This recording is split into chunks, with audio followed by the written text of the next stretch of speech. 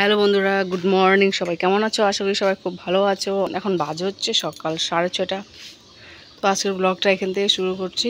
তো গুবলু দেখো খাচ্ছে, কালকে গুবলু খাচ্ছে জল বিস্কুট খাওয়াই বলে মামাকে জল বিস্কুট দাও। তো খাচ্ছে, ঘরের মধ্যে আর অন্য কিছু দিলাম না। আর কালকে দেখো এখনো পড়ে আছে। চা খেয়েছে, আনারস দিয়ে যে খেয়ে চা খেয়েছে। আমি বসে আছি চা। দেখো সকাল সকাল রোদ কি উঠেছে, ভালো লাগছে না, মাথাও ঘোরাচ্ছে। চায়ে চিনি দেই, একটু চা খেয়ে কিছুক্ষণ ওই করে বসবো, একটু গুবলুকে পড়াবো, তারপরে বাদ বাকি কাজ।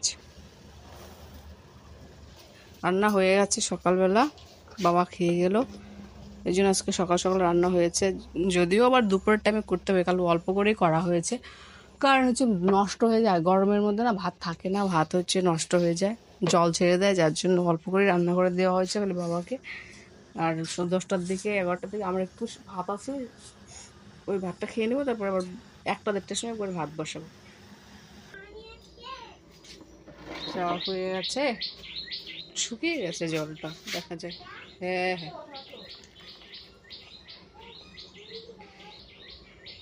সারাদিনটা তো পড়েই আছে, কেবল সকাল 7:30। তোমাকে আমি পেন্সিল এনে দিচ্ছি, এই গরম গরম চাটা গরম। কালকে কিন্তু সব মুড়ি ফেলছিস তুই, আবার এখানে মুড়ির মধ্যে গেলি কেন? ফুল প্যান্ট খুলে দিব, প্যান্টটা খুলে দেয়, প্যান্টটা খুলে দিব। পর জায়গা মতো বসো, পড়ো আগে, পড়ে না, এখন তো খাইলে পরে খাবো, আগে পড়ো। না কলম দিয়ে দিবি, কাক বসে যেত, মুড়িটা দাদা খেয়ে পড়ে যাবে। উপর থেকে লেখো, উপর থেকে, এই যে এখানে, ওখানে বাবা আগে বসো না। ওকে ফ্যানের সাইডে দে না, তাহলে হাওয়াটা লাগবে। ফ্যানের সাইডে তো দিলাম, শোনো ওই পাশে গিয়ে বস, যা ওই দিকে গিয়ে বসো, যাও ওদিকে গিয়ে বসো। লেখো লেখো, ওই লিখতে পারতো, লেখো লেখো লেখো লেখো। হ্যাঁ লেখো, তুমি লেখো লেখো।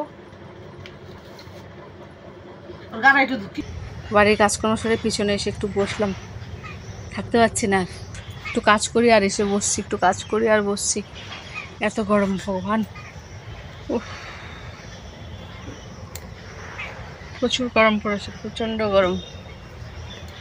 চোখ মুখ দেখো কেমন হয়ে গেছে। কি করো? একজনের কাণ্ড দেখো, কি করো তুমি? না না, বিকালে পরবা। একটা প্যান্ট খুললো, প্যান্টের সেলাই ফাটিয়ে ছেড়ে এখন আরেকটা প্যান্ট ধরছে।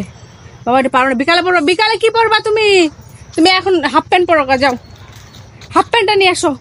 হ্যাঁ এটা বিকালে পরবা। একটা কথা শুনে না রে, বাজে ছেলে রে।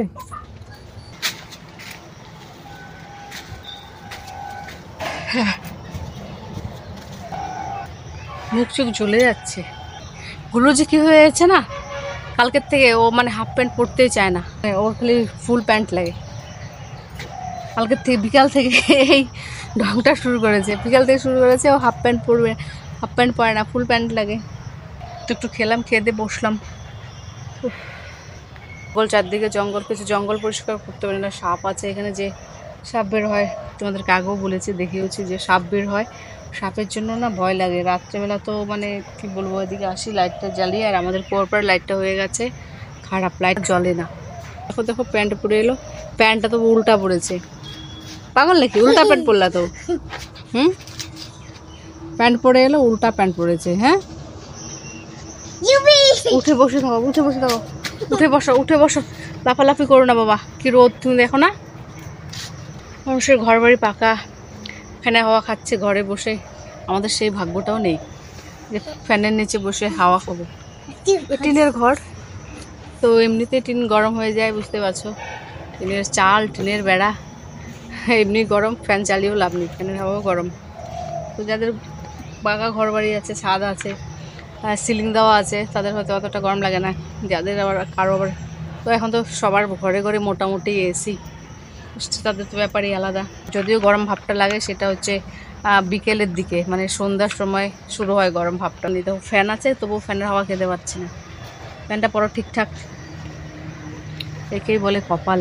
এক এক পায়ে দিচ্ছ, এটাও ছিঁড়বে তো, এটাও ছিঁড়বে।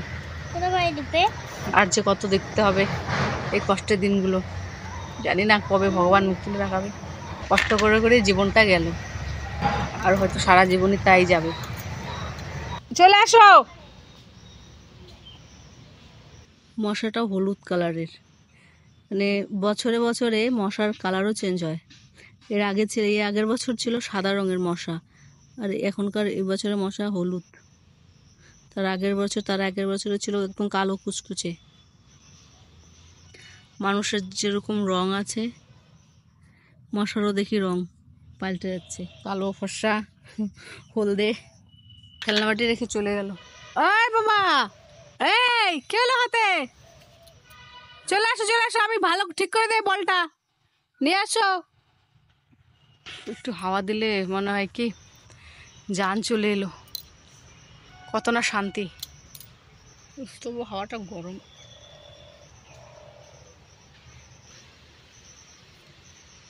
মাঝে মাঝে মনে হয় কি ইউটিউবটা ছেড়ে দেই, ইচ্ছা করে না করতে। কতদিন ধরে করে যাচ্ছি, না কোনো ভিউ আসে না কিছু আসে।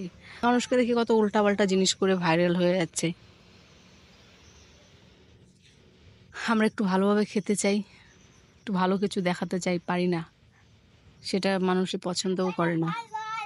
আর এখন মানুষেরও দোষ দিয়ে লাভ নেই, সবার রুচিবোধ তো সমান না। আর এখন বেশিরভাগই তো মানে এখন সমাজটাই ওরকম হয়ে গেছে, খারাপ জিনিসটাই মানুষ বেশি পছন্দ করে। তোমাদেরকে তো বললামই, সবার রুচিবোধ তো সমান না, সবাই তো সব কিছু পারে না, সবাইকে আর সব কিছু খারাপ কিছু দেখাতে পারে। মানে মন থেকেই টানা না, খারাপ কিছু করব বা খারাপ কিছু ভিডিওতে করে দেখাবো, অ্যাক্টিং করব, খারাপ কিছু বলবো, সেগুলো মন থেকেই আসে না। অনেক লজ্জা লজ্জা লজ্জা লাগে। আমি বিশ্বাস করি যে মানে ভালো থেকেও কোনো কিছু করা যায়, সব কিছু সময় যে খারাপ কিছু দেখিয়ে বা করে খারাপ কিছু দেখিয়ে ভাইরাল হয় মানুষ, সেটাও ভুল। হ্যাঁ, রুচিবোধের তো ব্যাপার তো অবশ্যই আছে, কিন্তু সেই সবার তো সমান না, বললামই তো। সবাই আবার খারাপ জিনিসও পছন্দ করে না, কিন্তু এটা হ্যাঁ 90% বলা চলে না, 80%ই খারাপ জিনিসের প্রতি বেশি আসক্ত। সেটা মানুষের চরিত্র হোক, ব্যবহার হোক, ব্যক্তিগত যে কোনো বিষয়ই হোক।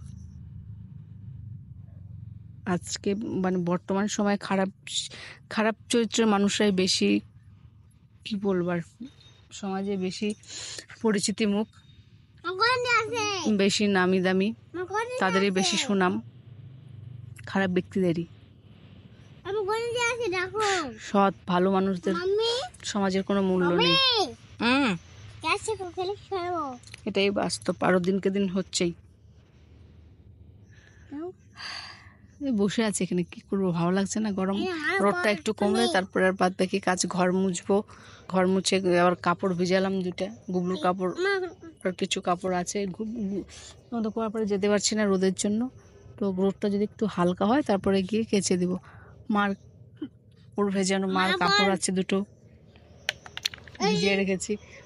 দেখি মুখটা মুছে দিই বাবা, ঘেমে গেছে, এই মা কালো, এমনি তো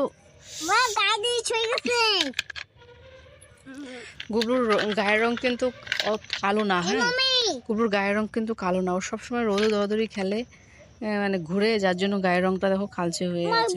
ও কিন্তু জন্মের পরে কালো ছিল না, মানে কথা শুনে না, রোদে দৌড়ায়, দেখতে পাচ্ছি। আর আমাদের তো বাড়ি ঘরও ওরকমই, যে সারাক্ষণ রোদ পড়ে, গরম, যার জন্য চেহারাটা এরকম হয়ে গেছে। বাবা এটা কি বসছে আমার গায়ে? মা বলে বড় হলে ঠিক হয়ে যাবে, যখন নিজের যত্ন নেওয়া শিখে যাবে তখন ঠিক যাবে। তো যাই হোক, কিছুক্ষণ বসে থাকি, তারপরে দেখা হচ্ছে তোমাদের সঙ্গে আবার।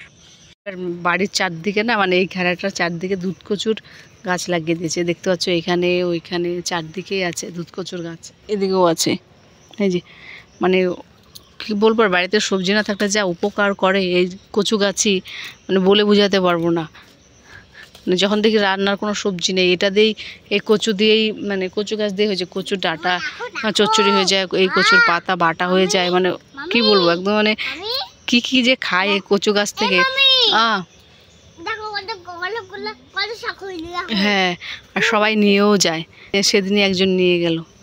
দেখো গাছ কিন্তু বড়ই হয়নি, বলে কি আমাকে কটা, এখন অনেকজন আবার বলেও রেখেছে আমাকে কটা দিও তো, খাওয়াইও তো। মানে কি বলবো, এটা যা কাজ করে, মানে কি বলবো, এটা আমাদের অনেক কি বলবো, আর আমাদের দুঃসময়ে মানে কি আমাদের এটা সাহায্যকারী, আমাদের দুঃসময়ে পাশে থাকে এই কচু গাছ। মানে দুঃসময় পাশে থেকে কচু গাছ বলতে মানে সবজি শাক সবজির ক্ষেত্রে বলছি। ঘরে যখন কোনো সবজি না থাকে শুধু ডাল আছে তখন এই ডালের মধ্যে কচু দিয়ে, ডালের সাথে কচু দিলে ভালো লাগে খেতে। তারপর হচ্ছে কচুর চচ্চড়ি, ডোগাটা, কচুর পাতা বাটা বললামই।